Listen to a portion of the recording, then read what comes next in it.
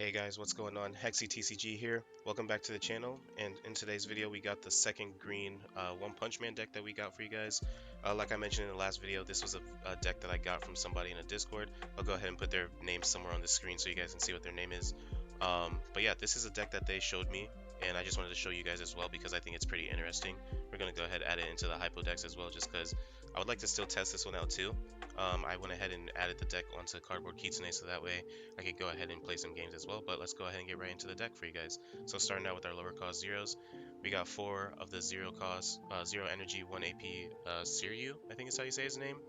He's just a vanilla, but if you pull him out of life, he has a draw trigger to draw a card. It's got 2000 BP and generates 1 energy for you. We're going to be running 4 of him. Next card is going to be 0 energy, 1 AP King. He's another hero. He's also got a active main. Pay 1 AP once per turn. You can go ahead and draw a card with him. I think that's pretty nice, honestly. He's got another get trigger as well to add to your hand if you pull him from life. And he's 1000 BP. Generates 1 energy for you. Going to be running 4 of him. Next card is going to be 0 energy, 1 AP Genos, another hero. Whenever you play this character, you draw a card, then place one from your hand into your sideline. A nice little cycle, something that's pretty nice for every deck. He's going to be a draw trigger, 1500 BP, and generate 1 energy for you. Going to be running 4 of him as well, and that's going to be it for our 0 cost. Now we're going to go into our 1 energy, 1 AP King. When you play this character, you go ahead and look at the top 5 cards of your deck, reveal up to 1 king, or a different character that's, or not even just character, reveal a king or a card that's 6 energy or more, and then add it to your hand. Place the remaining cards at the bottom of your deck. And if you chose to add a card to your hand, then you place 1 card from your hand into your sideline. Then you get to also draw a card if you pull it from life. It's 1500 BP and generates 1 energy for you. We'll be running 4 of him. He's going to be one of the cards we use as well to go ahead and use as a target to raid king if we need to. And then upcoming next is going to be our raid king. He's going to be 3 energy, 1 AP. This character cannot attack or block. It's pretty interesting. At first, in my green deck that I made before, I thought this king was honestly bad, but that was because I did not read the card all the way. I just looked at this part and saw that you couldn't attack or block, and I just said screw it, I don't need to worry about it. But I was highly mistaken, because as well, after you raid him, this character can also generate energy even if it's on your front line. That was the part I just completely skipped over. I just went and read only what was the win played and what was the activate main. But for whenever you play him, you get to draw a card. Then you may place 1 Saitama card from your hand into your sideline. And then if you do, you choose 1 character on your opponent's front line and sideline it. The activate main is if he's on your front line, you get to switch him to resting, and you place 3 cards from the top of your deck and place them into your sideline. I honestly think this raid trigger is pretty good after actually giving it an actual read over, because the fact that you can have him on the or have him up on your front line, go ahead and activate the main to discard 3, so that way you can continuously stack your sideline for the Saitama for this deck. That's going to be very helpful. I played against somebody who was using the king as well, and they had at least 2 of him on the front line, and that helped him get Saitama out really quick. So I want to try to do something like that as well if I'm able to. But then also just the fact that he generates energy on the front line for you too. It allows you to keep your back line or your energy line completely full. You can still have King up on the front line and then allow yourself to be able to play Saitama later, but we'll get into him in a little bit. His raid trigger, if you do pull him from life, you'll be able to raid him right out of life if you're able to and if you have the required energy. And then also he's got 5000 BP and generates 2 energy for you. Next card coming up is going to be 3 energy, 1 AP Genos. We're going to be running 4 of him as well. During your turn, you reduce the required energy for Saitama in your hand by 1 energy. I think he's going to be pretty nice to have at least 1 or 2 of them on your energy line, or even if you can have 4, why not? Generate as much energy as you can on the back line, and then have a king up on the front line too. That could be really good, allowing you to drop Saitama's energy by a lot, because you're going to really need that. He's also a draw trigger if you pull him from life, and yeah, so we'll go into the next card. We've got 6 energy, 1 AP Silverfang, another hero. This character, when you play him, when you attack with him, and when you also block with him, you get to look at the top card of your deck, then place it on the top of your deck again or into your sideline. Then for the color trigger, you get to place 1 character card that at least is 2 energy or less with 1 AP cost from your hand and set it active onto your field. That's going to be a pretty nice card as well. In this deck, they're going to be running 3 of them.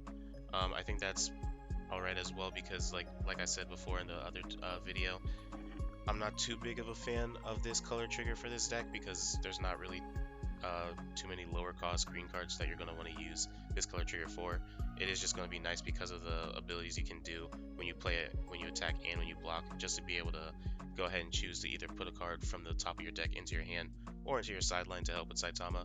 I think it's just really useful, and it's also a 4500 BP character that generates 1 energy for you too, so you can always play him in your back line to just get him ready for your next attack if you really want, and then move him back or move him to the front line during your second turn. So I think it's going to be pretty good. Next card we're going to have 7 energy, 1 AP, Terrible Tornado. When played, add 1 green character card other than Terrible Tornado from your sideline into your hand. So we'll be able to put pretty much any other character that we have from this deck, as long as they're in their sideline or in our sideline, and bring them back to our hands when we play this card. It's going to be pretty nice. Then we're going to be running 4 of this card as well. It's a draw triggered, 4000 BP, and generates 2 energy for you as well. Next card that they have in this deck as well is going to be the 15 energy 2 AP Saitama. This is going to be the card that you're going to really want a lot. This guy is just crazy in every single deck, honestly. For every 5 cards in your sideline, reduce this card's required energy by 1 while it's in your hand. Play this character set to active on your field. He's got impact 3 on him, and he's also got damage 7. This character cannot be removed from the field by your opponent's abilities. When attacking, choose 1 character on your opponent's front line and sideline it. At the end of the battle, if this character was blocking, return it to your hand. And he's also another get trigger, so you get to add him to your hand. And this guy's got 10,000 BP and generates 1 energy for you. We're going to be running only 3 of those guys, and I believe that's just because they have this other Saitama that I'm assuming they would want to run more of. And so what they have next is going to be the 15 energy 1 AP Saitama. For every 5 cards in the sideline, reduce the card's required energy by 1 as well.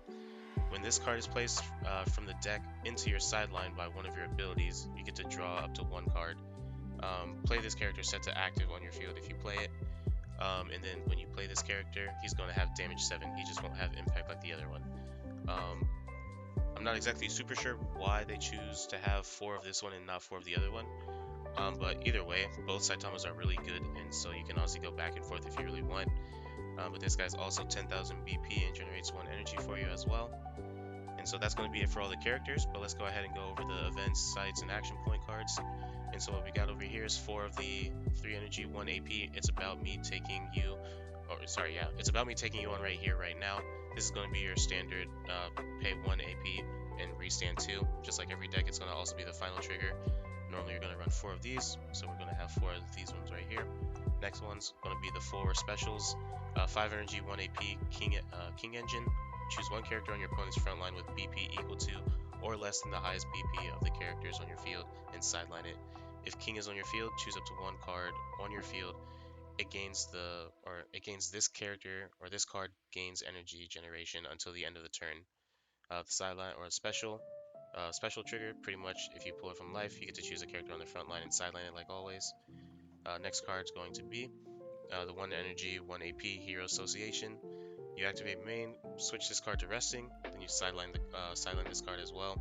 Play up to 1 green character card with 3 or less required energy and 1 AP cost from your hand, set to resting onto your field. It's also going to be a draw trigger, and it's going to generate 1 energy for us as well. And that's pretty much going to be it for this deck. They decided to make this deck surrounded by King and Saitama, of course, and so we're just going to call it King Saitama. Why not? I like to make those silly names, as I always say. And as you can see here, as I mentioned before too, like compared to the Metal Saitama deck that I made where I'm using Metal Bat and Saitama, this King and Saitama deck doesn't have like the craziest like curve, so I don't know exactly how it's going to play. I played against somebody that played a different variation of King already, and it seemed like it had a slight curve to it.